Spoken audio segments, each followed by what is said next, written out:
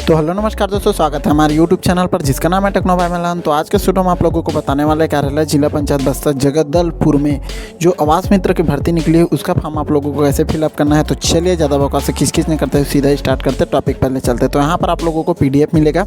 अगर आप लोगों को PDF नहीं मिल रहा है तो वीडियो के डिस्क्रिप्शन में चले जाना है, वहाँ पर मेरा नंबर है, वहाँ से आप लोग व्हाट्सएप के थ्रू PDF ले सकते हो। तो चलिए यहाँ पर हम लोग जल्दी से रीड कर लेते हैं क्या क्या बोला गया है।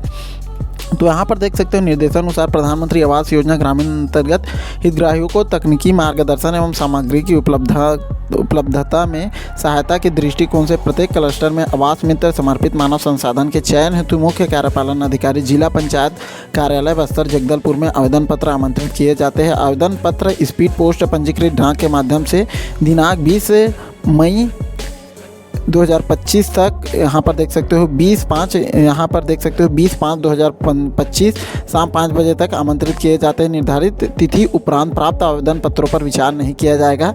तो आप लोगों को जल्दी से फॉर्म फिलअप कर जमा करना है। तो यहाँ पर आप लोग देख सकते हो पूरा PDF है, PDF को अच्छे से रीड कर लेना है आप लोगों को। मैं सीधा आप लोगों को फॉर्म फिलअप कैसे करना है उसके बारे में बता रहा हूँ, ठीक है। तो यहाँ पर देख सकते हो आप लोगों को फॉर्म मिलेगा, 2 पेज का फॉर्म मिलेगा। तो उसको आप लोगों को कैसे फिलअप करना है। तो सबसे पहले यहाँ पर हम लोग पहला पेज में चले जाते हैं। पहला पेज में क्या बोला गया है, क्या क्या डिटेल फिलअप करना है आप लोगों को बताने वाला हूँ। चलिए, इस प्रकार से फॉर्म है, देख सकते हो ऊपर में सबसे पहला लिखा है कार्यालय जिला पंचायत बस्तर छत्तीसगढ़, आवेदन जमा करने की अंतिम तिथि। तो इसकी अंतिम तिथि 20 मई है। यहाँ पर देख सकते हो 2025। तो यहाँ पर लिख देना है प्रधानमंत्री आवास योजना ग्रामीण अंतर्गत आवास मित्र समर्पित मानव संसाधन हेतु आवेदन पत्र जनपद पंचायत। तो सबसे पहले यहाँ पर जनपद पंचायत का नाम लिखना है जो आप जनपद पंचायत में फॉर्म फिलअप कर रहे हो, ठीक है। तो यहाँ पर देख सकते हो प्रति मुख्य कार्यपालन अधिकारी जिला पंचायत बस्तर जगदलपुर छत्तीसगढ़, पिन कोड 49 यहाँ पर आप लोगों को देख लेना है, ठीक है। तो सबसे पहले यहाँ पर सबसे पहले आवेदित पद का नाम लिखना है, कौन से पद के लिए आप लोग फॉर्म फिलअप कर रहे हैं। तो यहाँ पर हम लोग कर रहे हैं आवास मित्र के लिए, तो हम लोग आवास मित्र लिख दिए, ठीक है। दूसरे नंबर पर आवेदक का नाम हिंदी में, तो 10वीं 12वीं के मार्कशीट को देख लेना है, जैसे नाम होगा उसी प्रकार लिखना है, बिल्कुल चेंजेस आप लोगों को नहीं करना है और बहुत बारीकी से आप लोगों को फॉर्म फिलअप करना है, ठीक है। उसके बाद अंग्रेजी के कैपिटल लेटर्स यानी बड़े अक्षरों में आप लोगों को लिखना है, जैसे यहाँ पर लिखा हूँ, ठीक है। और जितना भी डिटेल यहाँ पर बता रहा हूँ डेमो डिटेल है, किसी की ओरिजिनल डिटेल नहीं है। वीडियो बनाने के लिए डेमो डिटेल इसमें डालना पड़ता है, ठीक है। उसके बाद पिता या पति का नाम आप लोगों को हिंदी में यहाँ पर लिखना है, जैसे आपके मार्कशीट में होगा उसी प्रकार आप लोगों को लिखना है, ठीक है। जैसे नाम लिखे हो उसी प्रकार अंग्रेजी के कैपिटल लेटर्स में पिताजी का नाम भी यहाँ पर लिखना है, ठीक है।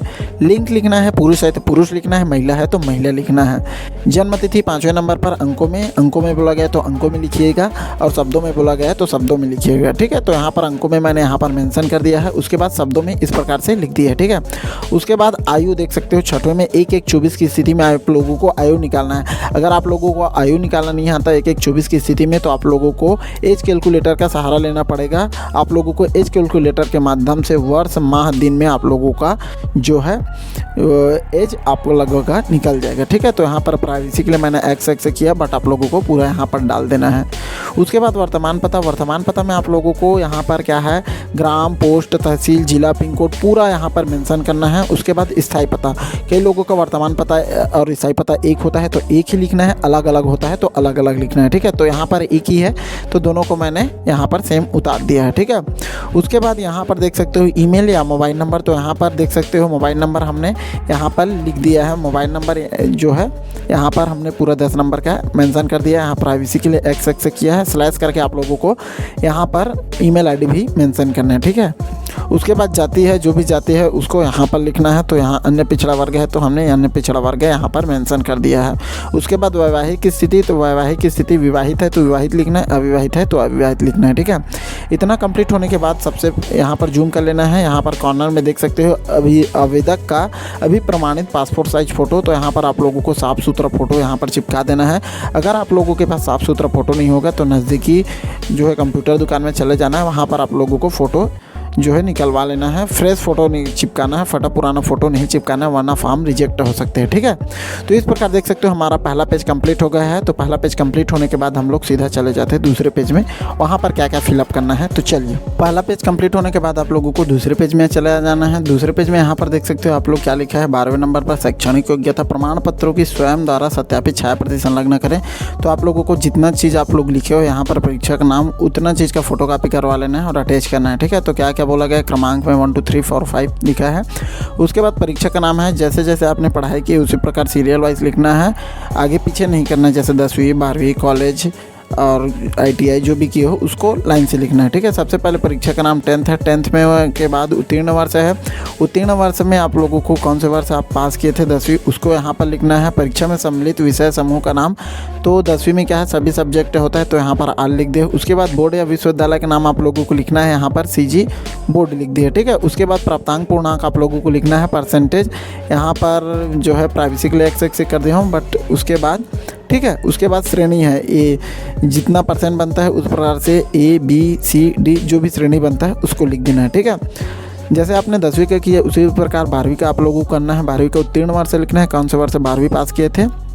उसके बाद यहाँ पर परीक्षा में सम्मिलित विषय समूह का नाम आप लोगों को लिखना है।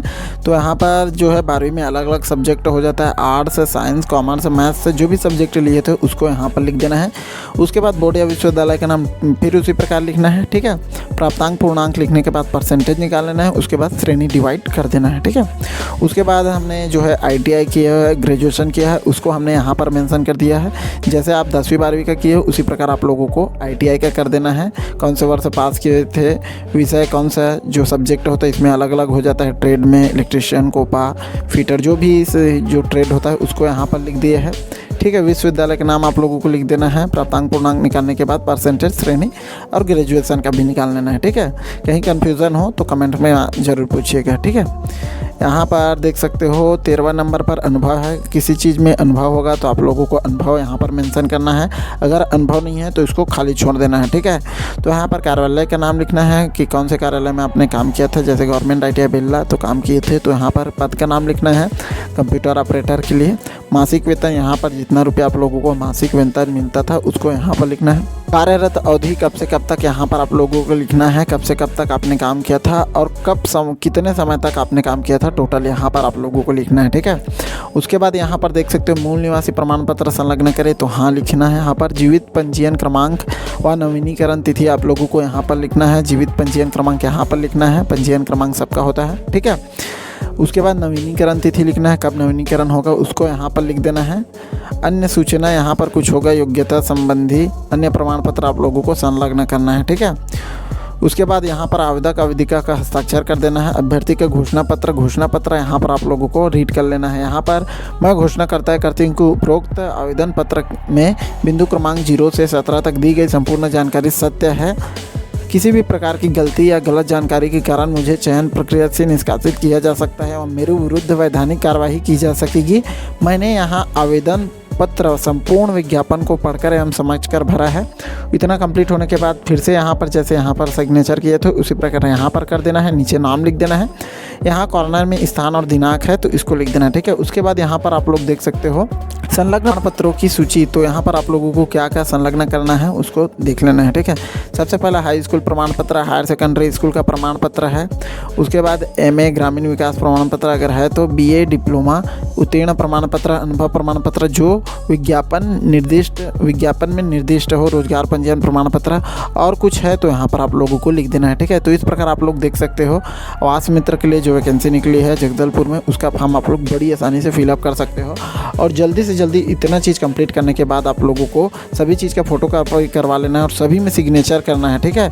और इसमें भी आप लोगों को सिग्नेचर करना, फोटो यहाँ पर जब चिपकाओगे ना तो आधा भाग फोटो में, आधा भाग फोटो के बाहर रहना चाहिए। इस प्रकार से सिग्नेचर कर देना है। सभी को अटैच कर आप लोगों को स्पीड पोस्ट कर देना है या कार्यालय में जाकर आप लोग जमा कर सकते हो। तो उम्मीद करता हूँ छोटी सी वीडियो आप लोगों को अच्छी लगी होगी तो अपने दोस्तों के साथ शेयर करना बिल्कुल मत भूलिएगा। मिलता है ऐसे कुछ नए वीडियो में, तब तक अपना ख्याल रखिए। जय हिंद, जय भारत, जय छत्तीसगढ़।